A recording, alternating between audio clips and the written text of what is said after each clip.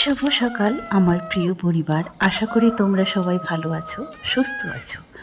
বহুদিন পর তোমাদের সঙ্গে আবারও সেই একত্রে হয়ে গেল প্রায় 2 মাস। অনেকেই তো SMS করে বলো, অনেকেই কল করো, দিদি তুমি আর ভিডিও দিচ্ছ না, তুমি কেন আর ইউটিউবে ভিডিও আসছে না, তোমার সাথে দেখা হচ্ছে না।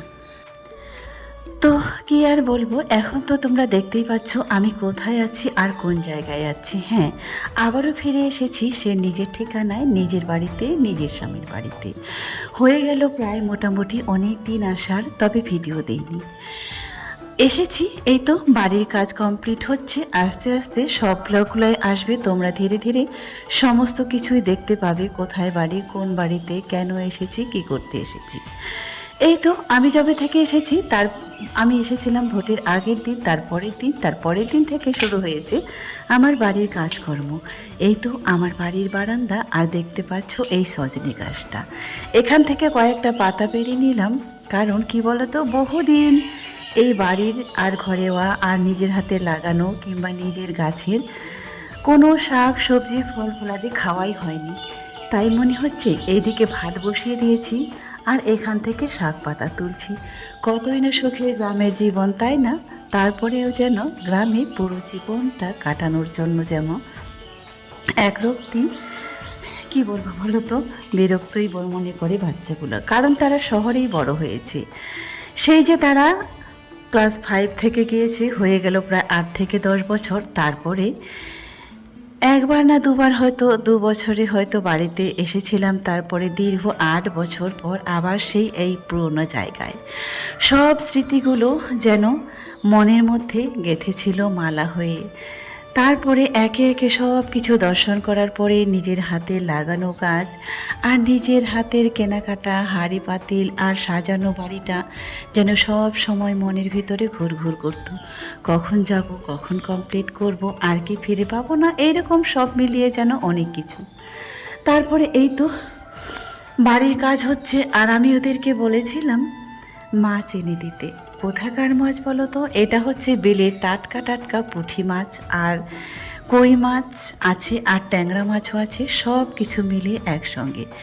যারা হচ্ছে আমার ঘরের কাজ করছে, রাজমিস্ত্রি যারা, তারা বলেছিল আজকে রাতে নাকি তারা প্রচুর মাছ ধরেছে, কারণ আজ সারা রাত বৃষ্টি হয়েছিল, ওই বৃষ্টির সঙ্গে তারা না মাছ ধরতে যায়। হ্যাঁ, এটাই গ্রামের ছেলে মেয়েদের জীবন। একটু জল পড়লেই তারা ছুটলো মাঠের মধ্যে মাছ ধরতে। তো আমাকে যখন বলেছিল, তখন আমি বলেছিলাম যে কেন আমার জন্য নিয়ে এলে না, আমি তো পয়সা দিয়ে দিতাম। যেই কথা সেই কাজ, কথাটা বলার সঙ্গে সঙ্গে সে বাইক নিয়ে আবারও ছুটে গেল তার বাড়িতে। তারা বাইক নিয়েই কাজে আসে। হ্যাঁ, তারা রাজমিস্ত্রি হলেও কাজ করলেও এখন গ্রামেরও প্রত্যেকটা মানুষের একটা করে বাইক আছে। তাদের যেন কোনো কিছুতে আর যেন অভাব নেই, শুধু জীবন জীবিকার জন্য তো ছুটে যেতেই হবে বাইরের কাজে, তাই না? হয়তো একদিন খেটে কি আর সারাটা জীবন চলে? যতই তারা ভিআইপি হোক না কেন, বাড়ি গাড়ি যতই হোক না কেন, তারপরেও কিন্তু আমাদের যেটা কর্মজীবন, সেখানে কিন্তু ফিরতেই হবে। যখনই আমি কথাটা বললাম মাছে, সে সঙ্গে সঙ্গে ছুটে এনে এই তো আমাকে 2 রকমের মাছ দিল, টাটকা টাটকা, যেন সঙ্গে সঙ্গে বিল থেকে ধরে এনে দিল। কেন বলছি বিল থেকে ধরে এনে দিল? তারা নাকি জাল পেতেই রেখেছিল, সে যখন গেল মাঠ থেকে আবারও সঙ্গে সঙ্গে শুধু বিল থেকে নিয়ে আসলো। সেটাই আজকে রান্না করলাম। রান্নাটা করার পরে আলাদাই যেন একটা গ্রামের একটা ঘ্রাণ এসেছিল।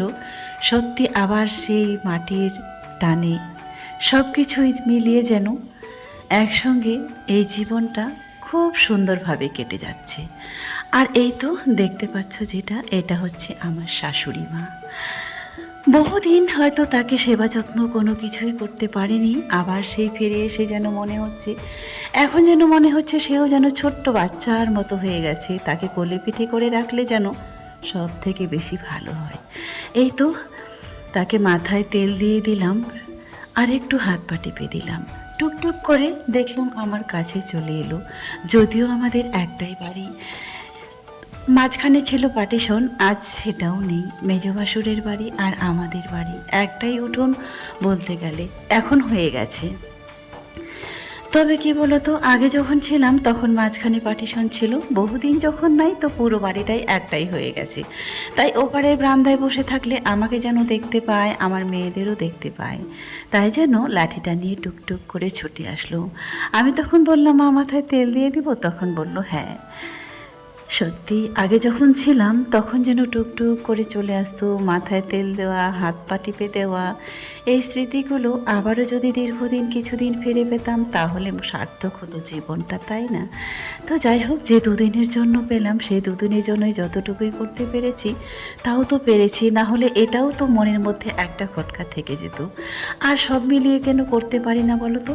এই তো আমার বাড়ির কাজ বাজ, মিস্ত্রিদের চা করার, চা বিস্কুট দেওয়া, আমার রান্না বান্না, তাদের সব কিছু সাপ্লাই দেওয়া, তাদের সব কিছু মিলিয়ে যেন সারাটা দিন সকাল 6টায় উঠলে যেন রাত্রি 7টায় স্নান করা হয়।